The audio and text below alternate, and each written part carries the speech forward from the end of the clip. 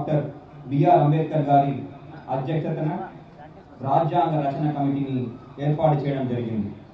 వారు రూపొందించిన రాజ్యాంగం 1950 జనవరి 26 నుంచి అమల్లోకి వచ్చింది. ఆ రోజునే మనం గణతంత్ర దినోత్సవంగా జరుపుకుంటున్నాం. 77వ గణతంత్ర దినోత్సవ పథకం కింద జిల్లాలోని 3.73 లక్షల మంది లబ్ధిదారులు బ్యాంకు ఖాతాల్లోకి రూపాయి 87.7 కోట్లు జమ చేయడం జరిగింది. ఎన్టీఆర్ భరోసా పథకం కింద ప్రతి నెల 1.6 లక్షల మంది పెన్షన్దారులకు రూపాయి 70 కోట్ల ఇంటి వద్దకే పంపిణీ జరిగింది. శ్రీశక్తి ఉచిత ప్రయాణ పథకం ద్వారా జిల్లాలో ఇప్పటి వరకు 100 కోట్ల రూపాయల వరకు స్త్రీ ఉచిత ప్రయాణం ద్వారా లబ్ధి పొందుతున్నారు. సగటుగా రోజుకు 2.4 లక్షల మహిళలు ఉచితంగా ఏపీఎస్ఆర్టీసీ ద్వారా ప్రయాణం చేయడం జరుగుతుంది.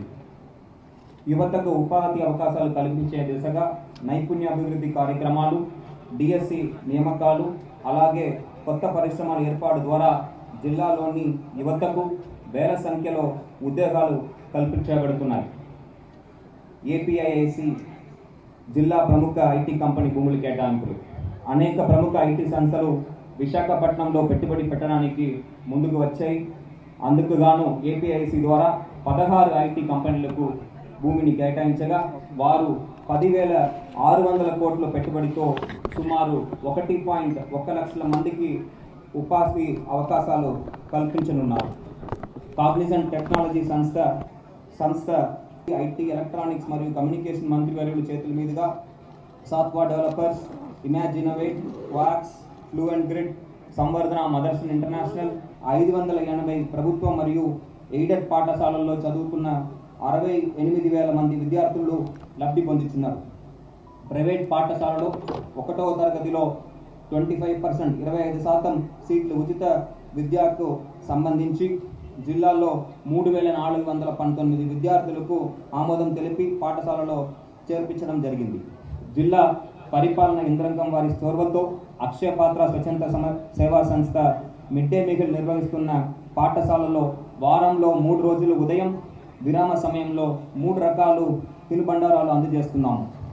ముస్తాబు, రోజువారీ పరిశుభ్రత మరియు వైద్య మరియు ఆరోగ్య శాఖ.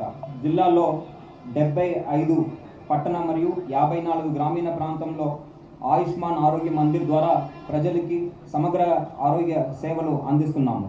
డాక్టర్ ఎన్టీఆర్ వైద్య సేవా పథకంలో 2020లో 1.6 లక్షల మందికి 279 కోట్ల రూపాయలతో వివిధ రకంలో శస్త్రచికిత్సలు జరిపి ఉన్నాము. 15 108 అంబులెన్స్ల ద్వారా జనవరి 2025 నుండి ఇప్పటి వరకు 36,000 మందికి 7 104 వాహనాల ద్వారా 1.5 లక్షల మందికి వైద్య సేవలు అందించాము. 23 తల్లిబిడ్డ ఏసీ ఎక్స్ప్రెస్ వాహనాల ద్వారా సుమారుగా 11,000 మంది బాలింతలను సురక్షితంగా ఇంటికి చేరవేయడం జరిగింది. ప్రభుత్వ ఆసుపత్రి నందు కాన్పై చేయించుకున్న మహిళలకు 1,000 రూపాయలు చొప్పున జనని సురక్ష యోజన పథకం ద్వారా గత ఏడాది జనవరి నుండి డిసెంబర్ వరకు దాదాపుగా 8,000 మంది గర్భిణీలకు నగదు పంపిణీ చేయడం జరిగినది. వ్యవసాయ శాఖ రబీ సీజన్లో ఇంతవరకు 740 హెక్టేర్లో వివిధ పంటలు సాగు చేయబడినది. రైతు సేవా కేంద్రాలు ద్వారా ఈ రబీ సీజన్లో నేటి వరకు 83 క్వింటాల్ 73 రైతులకు సరఫరా చేయడం జరిగింది. 1,900 మెట్రిక్ టన్నుల యూరియా ఎరువుల అవసరం కాగా నేటి వరకు 1,626 మెట్రిక్ టన్నులు సరఫరా చేయడమైనది.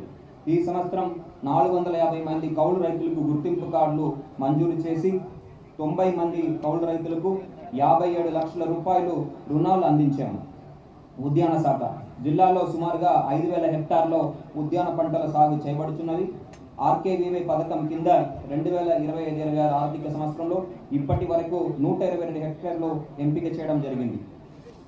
సమగ్రగా ఉద్యాన అభివృద్ధి మిషన్లో భాగంగా మౌలిక వసతులు కల్పించేటకు జిల్లాకు 2 pack houses, 2 cold storages, 1 cold dryer కేటాయింపు పొంది ఉన్నాము. మైక్రో ఇరిగేషన్ ప్రోగ్రాంలో భాగంగా 2025-26 సంవత్సరంలోకి గాను ఇప్పటి వరకు 42 మంది రైతులకు 38 హెక్టార్ విస్తీర్ణంలో ఎంపిక చేయడం జరిగింది. పశు సంవర్ధక శాఖ ఎంజీఆర్ పథకంలో పశుగ్రాసాల సాగును ప్రోత్సహించడం ద్వారా ఇప్పటి వరకు 277 మంది రైతులకు local to global news at your finger tips. మీ చేతిలో ఒక ఆయుధం. Download Raw TV app. Media legend Ravi Prakash is back.